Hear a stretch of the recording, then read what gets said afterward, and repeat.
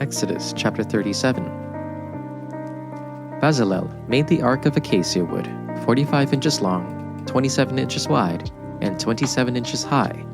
He overlaid it with pure gold inside and out, and made a molding of gold around it.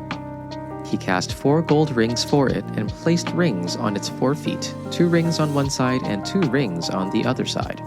He made poles of acacia wood and overlaid them with gold. He inserted the poles into the rings on the sides of the ark in order to carry the ark. He made a mercy seat of pure gold, 45 inches long and 27 inches wide. He made 2 cherubim of gold. He made them of hammered work at the 2 ends of the mercy seat, 1 cherub at one end and 1 cherub at the other. The cherubim had their wings spread out above, covering the mercy seat with their wings, and they faced each other. The faces of the cherubim were toward the mercy seat. He made the table of acacia wood, 36 inches long, 18 inches wide, and 27 inches high. He overlaid it with pure gold and made a molding of gold around it. He made a rim 3 inches wide around it and made a gold molding for the rim. He cast for it 4 rings of gold and fastened the rings to the 4 corners at its 4 legs. The rings that held the poles used for carrying the table were close to the rim. He made the poles of acacia wood to carry the table and overlaid them with gold. And he made the vessels of pure gold that were to be on the table, its plates and dishes for incense, and its bowls and flagons with which to pour drink offerings. He also made the lampstand of pure gold. The base and the shaft of the lampstand were made of hammered work. Its cups, its calyxes, and its petals were of one piece with it. There were 6 branches going out of its sides, 3 branches of the lampstand out of one side of it, and 3 branches of the lampstand out of the other side of it. 3 cups shaped like almond blossoms, each with calyx and petals, on one branch, and 3 cups shaped like almond blossoms, each with calyx and petals on the other branch. So for the 6 branches going out of the lampstand. On the lampstand itself, there were 4 cups shaped like almond blossoms, each with its calyxes and petals.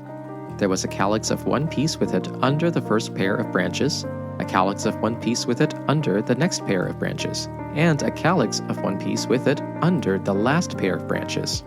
So for the 6 branches going out of it. The calyxes and the branches were of one piece with it, the whole of it one hammered piece of pure gold. He made it 7 lamps and its snuffers and trays of pure gold. He made it and all its utensils of a talent of pure gold.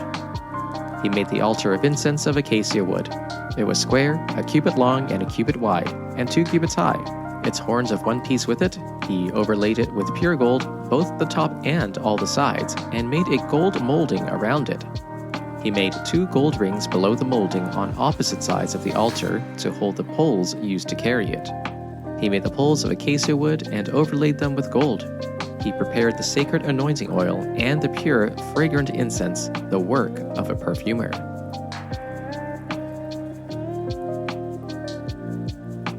Exodus chapter 38. Bezalel made the altar of burnt offering from acacia wood. It was square, 7.5 feet long and 7.5 feet wide, and 4.5 feet high. He made horns for it on its 4 corners. Its horns were of one piece. He overlaid it with bronze. He made all the altar's utensils, the pans, the shovels, the basins, and the forks, all its utensils he made of bronze. He made for the altar a bronze gate, a network of bronze, and he attached it beneath, under the ledge, so that the grate came halfway up the altar. He cast 4 rings for the 4 corners of the bronze gate as holders for the poles. He made the poles of acacia wood and overlaid them with bronze. He inserted the poles into the rings on the sides of the altar to carry it with them. He made it with boards so that it was hollow. He made the basin of bronze with its bronze stand from the mirrors of the women who served at the entrance to the tent of meeting. He made the courtyard. The south side was 150 feet long, with curtains of finely spun linen. There were 20 posts and 20 bronze bases, and the hooks and the bands of the posts were silver. The north side was also 150 feet long, with curtains. There were 20 posts and 20 bronze bases, and the hooks and bands of the posts were silver. And for the front to the east, 50 cubits. The hangings for one side of the gate were 15 cubits, with 3 pillars and 3 bases. And likewise for the other side. On each side of the gate of the court were hangings of 15 cubits, with 3 pillars and 3 bases. All the hangings around the court were of fine twisted linen. The bases of the pillars were of bronze, but the hooks of the pillars and their bands were of silver. The overlaying of the capitals was also of silver, and all the pillars of the court were banded with silver. The screen for the entrance to the court was embroidered with needlework in blue, purple, and crimson yarns, and fine twisted linen. It was 20 cubits long and, along the width of it, 5 cubits high, corresponding to the hangings of the court. There were 4 pillars. Their 4 bases were of bronze, their hooks of silver, and the overlaying of their capitals and their bands of silver. All the pegs for the tabernacle and for the court all around were of bronze. These are the records of the tabernacle of the covenant, which were drawn up at the commandment of Moses, the work of the Levites being under the direction of Ithamar, son of the priest Aaron. Bezalel, son of Uri, son of Hur, of the tribe of Judah, made all that the Lord commanded Moses, and with him was Oholiab, son of Ahisamach, of the tribe of Dan, engraver, designer, and embroiderer, in blue, purple, and crimson yarns, and in fine linen. All the gold that was used for the work in all the construction of the sanctuary, the gold from the offering, was 29 talents and 730 shekels, measured by the sanctuary shekel.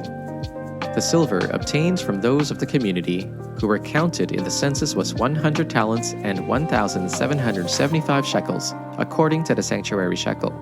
Each one who had crossed over to those counted, 20 years old or more, gave half a shekel, which is half a shekel according to the sanctuary shekel, for the service of the Lord. From the 100 talents of silver he made the bases for the sanctuary and the bases for the curtains. 100 bases from the 100 talents, 100 talents for each base. He used the 1,775 shekels to make the hooks for the posts, to overlay the tops of the post, and to make their bands. The bronze from the wave offering was 70 talents and 2,400 shekels. With it he made the bases for the entrance to the tent of meeting, the bronze altar with its bronze grate, and all the utensils for the altar, the bases for the surrounding courtyard and for the entrance to the courtyard, and all the tent pegs for the tabernacle and for the surrounding courtyard.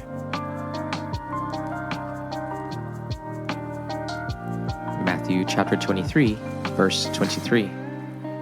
Woe to you, scribes and Pharisees, hypocrites! For you tithe mint, dill, and cumin, and have neglected the weightier matters of the law, justice, and mercy, and faith. It is these you ought to have practiced without neglecting the others. You blind guides, you strain out a gnat, but swallow a camel. Woe to you, scribes and Pharisees, hypocrites! For you clean the outside of the cup and of the plate, but inside they are full of greed and self-indulgence. You blind Pharisee! First, clean the inside of the cup so that the outside also may become clean. Woe to you, scribes and Pharisees, hypocrites! For you are like whitewashed tombs, which on the outside look beautiful, but inside they are full of bones of the dead and all kinds of uncleanness. So you also on the outside look righteous to others, but inside you are full of hypocrisy and lawlessness. Woe to you, scribes and Pharisees, hypocrites! For you build the tombs of the prophets and decorate the graves of the righteous. And you say, if we had lived in the days of our ancestors, we would not have taken part with them in shedding the blood of the prophets. Thus you testify against yourselves that you are descendants of those who murdered the prophets. Fill up then the measure of your ancestors. You snakes, you brood of vipers, how will you escape being condemned to hell? Therefore I am sending you prophets and sages and teachers. Some of them you will kill and crucify. Others you will flog in your synagogues and pursue from town to town. And so upon you will come all the righteous blood that has been shed on earth, from the blood of righteous Abel to the blood of Zechariah, son of Berechiah, whom you murdered between the temple and the altar. Truly I tell you, all this will come on this generation. Jerusalem, Jerusalem, you who kill the prophets and stone those sent to you. How often I have longed to gather your children together as a hen gathers her chicks under her wings, and you were not willing. Look, your house is left to you desolate. For I tell you, you will not see me again until you say, 'Blessed is he who comes in the name of the Lord.'"